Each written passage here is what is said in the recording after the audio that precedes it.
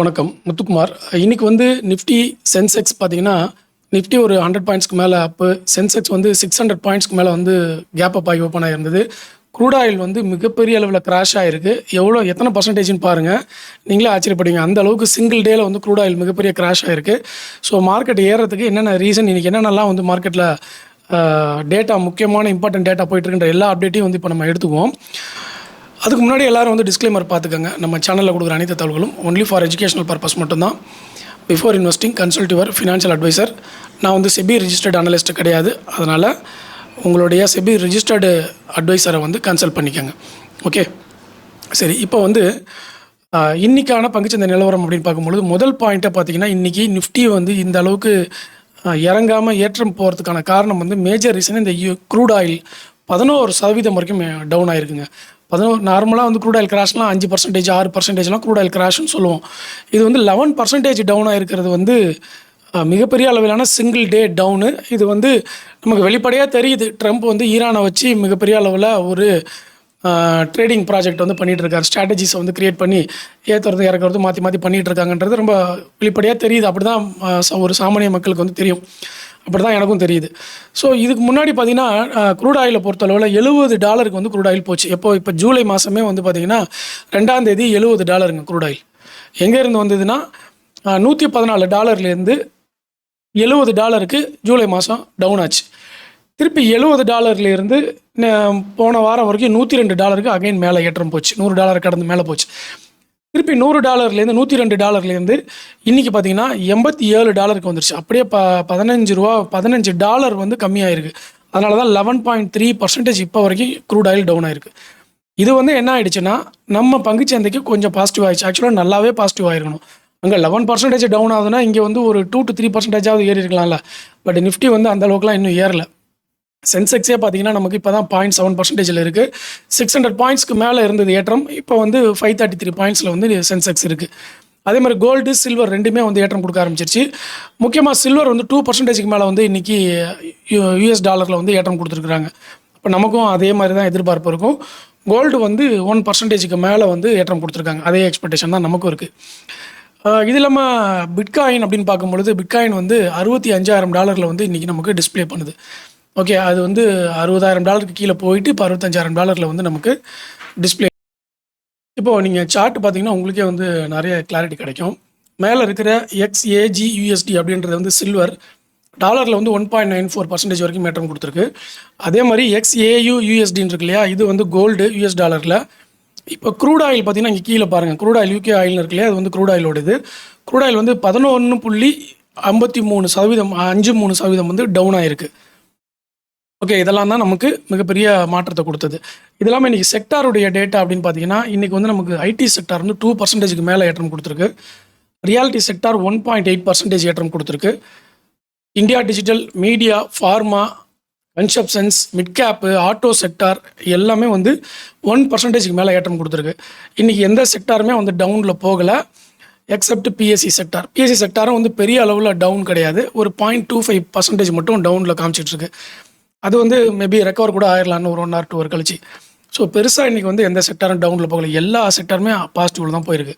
Total market அப்படின்னு பார்க்கும்போது இன்றைக்கி என்ன காமிச்சிருக்கிறாங்க அப்படின்னா, சென்கோ குளோபல் 9% ஏற்றம் கொடுத்துருக்கு. கார் ட்ரேட் 8%, கேப்லி பாயிண்ட் 6%, RK4G 6.3% கொடுத்துருக்கு. IDFC first bank 6%. ஆக்சுவலாக ஒரு விஷயத்தை எல்லாரும் புரிஞ்சுக்கணும். இந்த RK4G, IDFC ஃபர்ஸ்ட் பேங்க் இதெல்லாம் பார்த்தீங்கன்னா ரிசல்ட் ரியாக்ஷன்.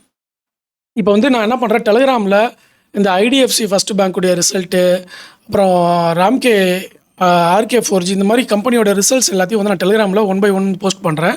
அது ஒரு 50 கம்பெனி கிட்ட போஸ்ட் பண்ணணும். ஓகே, அதெல்லாத்தையும் டெலிகிராமில் போய்ட்டு நீங்கள் செக் பண்ணிக்கோங்க. டெலிகிராமோட லிங்க் டிஸ்கிரிப்ஷனில் கீழே கமெண்ட்டில் பதிவு பண்ணியிருக்கேன். நீங்கள் ஃப்ரீ தான், அதில் போய் ஜாயின் பண்ணிக்கோங்க. அதே மாதிரி டிமேட் அக்கௌண்ட் ஓப்பன் பண்ணாதவங்களுக்கும் என்னுடைய ரெஃபரல் லிங்க் நான் கீழே கொடுத்துருக்கேன். அதையும் நீங்கள் கிளிக் பண்ணி விருப்பம் இருக்கிறவங்க ஜாயின் பண்ணிக்கோங்க. சரிங்களா? அக்கௌண்ட் ஓப்பன் பண்ண விருப்பம் இருக்கிறவங்க என்னோட ரெஃபரல் லிங்கை பயன்படுத்திக்கலாம். ஸோ மோஸ்ட்லி ஏறின கம்பெனிகள் பார்த்தீங்கன்னா இன்றைக்கி அந்த ரிசல்ட் ரியாக்ஷனில் தான் பெரும்பாலும் ஏறியிருக்கு. RK4G's பார்த்தீங்கன்னா Ramakrishna Forgings revenue 19% year on இயரில் ஏற்றம் கொடுத்துருக்கு. Okay, profit after tax year on இயரில் ட்ரிபிள் ஆகிருக்கு. ஓகே, அந்த மாதிரி ரிசல்ட்ஸ்லாம் நல்லா பதிவு பண்ணனால நிறைய பங்குகள் இன்றைக்கி ஏற்றம் கொடுத்துருக்கு. பட் எனக்கு என்னுடைய எதிர்பார்ப்பு என்னென்னா, இன்னும் மேலே ஏறி இருக்கணுமோன்னு தான் நான் எக்ஸ்பெக்ட் பண்ணுறேன். ஏன்னா க்ரூட் ஆயில் வந்து 11% கிராஷ் ஆயிருக்கு. நமக்கு ரிசல்ட் நல்லா வந்திருக்கு. ஸோ இந்த மாதிரி பண்ணும்பொழுது நிஃப்டி இதை ஒரு ஆப்பர்ச்சுனிட்டியாக பயன்படுத்தி ஒரு 300 350 பாயிண்ட்ஸ் வந்து ஏறி இருக்கலாம் அப்படின்னு எனக்கு தோணுது. மேபி இன்னைக்கு ஈவினிங்குள்ளே அது நடக்குமான்னு எனக்கு தெரியல. வெயிட் பண்ணி பார்ப்போம். ஓகே, அடுத்து ETF பொறுத்தளவில் நமக்கு வந்து ஐடி பீஸ் ஏற்றம் கொடுத்துருக்கு, சில்வர் பீஸ், அப்புறம் சைனாவோட ஹாங்சங் பீஸ், ஆட்டோ பீஸ் இதெல்லாமே வந்து ஏற்றம் கொடுத்துருக்கு. ஓகே, ஸோ இது இல்லாமல் நேரோ ரேஞ்ச் ஸ்டாக்ஸ் வந்து நம்ம பார்க்கணும். அதில் என்னென்ன லிஸ்ட் வந்திருக்குன்றது வேணால் நான் உங்களுக்கு காமிக்கிறேன்.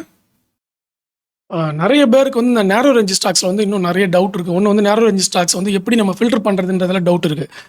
இன்னொன்று என்னென்னா, கொஞ்சம் அதை தாண்டி நேரோ ரேஞ்ச் ஸ்டாக்லாம் எனக்கு ஃபில்டர் பண்ண தெரியுது, ஆனால் அதனால் என்ன யூஸ், ஏன் அப்படி கேட்குறாங்க அப்படின்னா, நேரோ ரேஞ்ச் அப்படின்னா கண்டிப்பாக மேலே ஏறும், கண்டிப்பாக கீழே இறங்கும் அப்படின்றது கட்டாயமே கிடையாது. ஒன்று மேலே ஏறலாம், இல்லை கீழே இறங்கலாம், ரெண்டில் எது வேணாலும் நடக்கும்.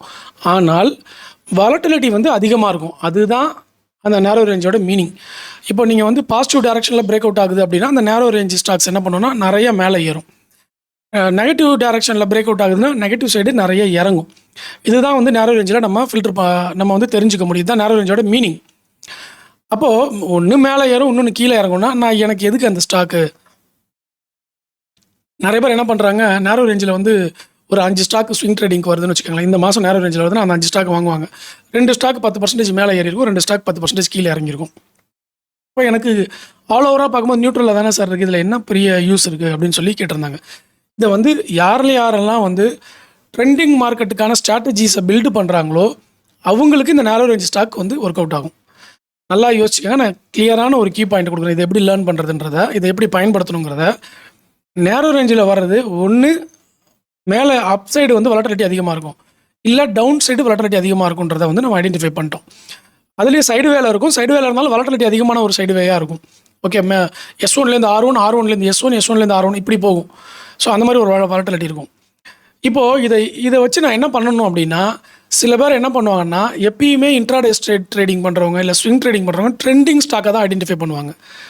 ஓகே, இப்போது ட்ரெண்டிங் ஸ்டாக் ஐடென்டிஃபை பண்ணுறதுக்கு இந்த நேரோ ரேஞ்சை நம்ம பயன்படுத்திக்கலாம். மற்றபடி ஸ்ட்ராட்டஜி எல்லாம் உங்களுடையது.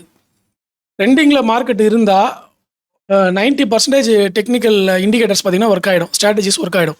சைடுவே மார்க்கெட்டில் தான் இண்டிகேட்டர்ஸ்லாம் ஒர்க் ஆகாது, பிரச்சனை பண்ணும். அப்போ நமக்கு ட்ரெண்டிங் மார்க்கெட்டை கண்டுபிடிக்கணும், ட்ரெண்டிங் ஸ்டாக்ஸை கண்டுபிடிக்கணும் அப்படின்னா அதுக்கான வழி தான் இந்த நேரோ ரேஞ்ச்.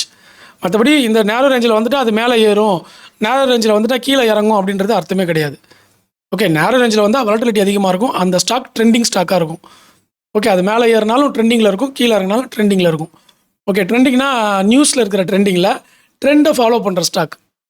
நல்லா ஒரு அப் ட்ரெண்ட்னா அப் ட்ரெண்ட்லேயே போய்கிட்டு இருக்கும், டவுன் ட்ரெண்ட்னா அந்த மாதிரி இருக்கிற ஸ்டாக். அதுலேயும் வந்து ஃபெயிலியர்ஸ் இருக்கும், பட் ரொம்ப கம்மியாக இருக்கும். ஃபெயிலியர்ஸுடைய பர்சன்டேஜ் வைஸ் பார்த்திங்கன்னா கொஞ்சம் கம்மியாக இருக்கும். அதுதான் வந்து அதோடைய மீனிங். இது ரொம்ப முக்கியமான லேர்னிங். ஏன்னா நிறைய பேருக்கு நேரோ ரேஞ்சுனா என்ன, நேரோ ரேஞ்சுனா மேலே மட்டும்தான் ஏறும் அப்படின்னு நினச்சிட்டு அதுக்கே பார்த்துட்டு இருப்பாங்க. நேரோ ரேஞ்ச் வந்து ஸ்விங் ட்ரேடருக்கும் ஒர்க் அவுட் ஆகும். மேலே ஏறுற ஸ்டாக்ஸாக பார்த்து மேலே ஏறதுக்கு ஒரு கன்ஃபர்மேஷன் வச்சுக்கிட்டு ஸ்விங் ட்ரேடிங்கில் போவாங்க. இன்ட்ராடே பண்ணுறவங்களும் அந்த மாதிரி பண்ணுவாங்க. இன்ட்ராடே பண்ணுறவங்க ட்ரெண்டிங் ஸ்டாக் கிடச்சா போதும், என்கிட்ட ஸ்ட்ராட்டஜி இருக்குது அப்படின்றவங்க இந்த நேரோ ரேஞ்சை பேஸ் பண்ணி ட்ரெண்டிங் ஸ்டாக்கை எடுத்துக்கலாம். நேரோ ரேஞ்சுக்கு நான் வீடியோ போட்டிருக்கேன், நீங்களே சர்ச் பண்ணி போய் பார்க்கலாம். நான் வந்து அதையும் டெலிகிராமில் இப்போ போஸ்ட் பண்ணுறேன், சரிங்களா? சார்ட்டிங்கில் வந்து நான் போட்டு வச்சுருக்கேன். அது எல்லாத்தையுமே நான் டீட்டெயிலாக உங்களுக்கு திருப்பி இன்னொரு தடவை கூட வீடியோவில் காமிக்கிறேன். ஆல்ரெடி வீடியோவில் போட்டேன், மெம்பர்ஷிப் வீடியோவில் கூட அது இருக்குது. அது நிறைய தடவை அதை ரிலீஸ் பண்ணி விட்ருவேன். இன்னொரு தடவை கூட நான் வந்து அது உங்களுக்கு கிளியராக காமிக்கிறேன். ஓகே, ஸோ இது இல்லாமல் இன்றைக்கி வந்து மார்க்கெட்டில் நியூஸ் அப்படின்னா ரிசல்ட் கண்டினியூஸாக வந்துக்கிட்டே இருக்குது. அந்த US ஈரானுடைய நியூஸ், க்ரூட் ஆயில் நியூஸ் தான் வந்து மேஜராக ப்ளே பண்ணிகிட்டு இருக்குது. அதை ஒரே நியூஸை வச்சு தான் மார்க்கெட் சுழண்டுக்கிட்டே இருக்குது. டொமஸ்டிக்கில் வந்து ரிசல்ட்டை பேஸ் பண்ணி மார்க்கெட் சுழண்டுட்டு இருக்குது. இந்த 2 நியூஸ் தான் வந்து மேஜராக வந்துட்டு இருக்குது. இது இல்லாமல் வேறு எந்த அப்டேட்ஸ் வந்தாலும் நான் வந்து இன்ஸ்டண்ட்டாக உங்களுக்கு டெலிகிராம்லேயும் யூடியூப்லேயும் வந்து வீடியோஸாக போட்டுறேன். அதை வந்து தொடர்ந்து ஃபாலோ பண்ணி நீங்கள் செக் பண்ணி பார்த்துக்கோங்க. ஓகே, இண்டிவிஜுவல் ரிசல்ட்ஸ் எல்லாமே வந்து இப்போ நான் டெலிகிராமில் போஸ்ட் பண்ணுறேன் 1 by 1. அதில் வந்து நீங்கள் போய் செக் பண்ணி பார்த்துக்கோங்க. ஒரு 50 கம்பெனி 60 கம்பெனி கிட்ட ரிசல்ட் இருக்கும். அது எல்லாத்தையுமே வந்து நான் போஸ்ட் பண்ணுறேன். நல்ல பாசிட்டிவான ரிசல்ட் எடுத்த கம்பெனிகளாக எடுத்து போட்டு வரேன், உங்களுக்கு கொஞ்சம் பெனிஃபிட்டாக இருக்கும்னு சொல்லிட்டு. ஓகே, அதை செக் பண்ணி பாருங்கள். அடுத்தடுத்து வரக்கூடிய நியூஸ் அண்ட் அப்டேட்ஸ் வந்து அடுத்தடுத்த வீடியோவில் நம்ம பார்ப்போம். நீங்கள் ஏதாவது நியூஸ் அண்ட் அப்டேட்ஸ் வச்சுருக்கீங்க அப்படின்னா அதையும் வந்து கமெண்ட்டில் பதிவு பண்ணுங்கள்.